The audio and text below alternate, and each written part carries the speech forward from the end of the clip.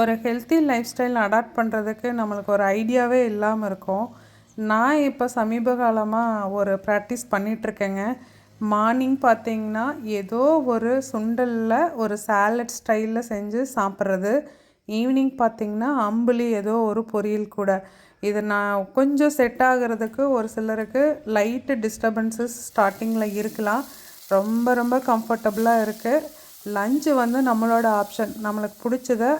ஆனால் portion control மைண்டில் வச்சுட்டு மைண்ட்ஃபுல்லாக சாப்பிட்டோம் அப்படிங்கும்போது நல்லாவே பெனிஃபிட் இருக்குது. நம்மளுடைய ஆரோக்கியம்தான் நம்மளோட சுதந்திரமான வாழ்க்கைக்கு அடித்தளம்.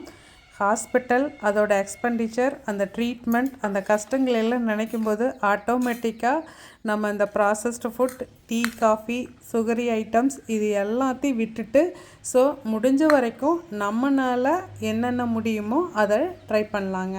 தேங்க்யூ.